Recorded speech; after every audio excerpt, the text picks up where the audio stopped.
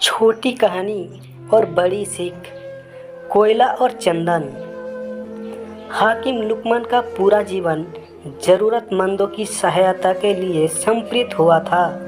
जब उनका अंतिम समय नज़दीक आया तो उन्होंने अपने बेटे को पास बुलाया। बेटा पास आ गया तो उन्होंने उससे कहा, देखो बेटा, मैंने अपना सारा जीवन दुनिया को शिक्षा देने में गुजार दिया। अब अपने अंतिम समय में मैं तुम्हें कुछ ज़रूरी बातें बताना चाहता हूँ, लेकिन इससे पहले ज़रा तुम एक कोयला और चंदन का एक टुकड़ा उठाकर ले आओ।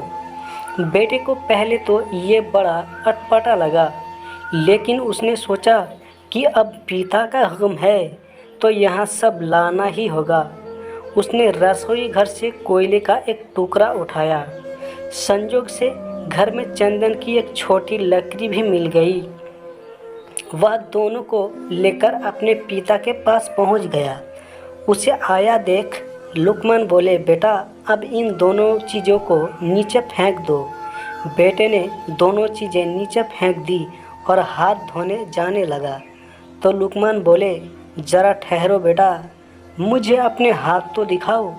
बेटे ने हाथ दिखाए तो वह उसका कोयले वाला हाथ पकड़कर बोले, देखा तुमने, कोयला पकड़ते ही हाथ काला हो गया, लेकिन उसे फेंक देने के बाद भी तुम्हारे हाथ में कालिक लगी रह गई। गलत लोगों की संगत ऐसी होती है, उनके साथ रहने पर भी दुख होता है और उनके ना रहने पर भी जीवन भर के लिए बदनामी साथ लग जाती है।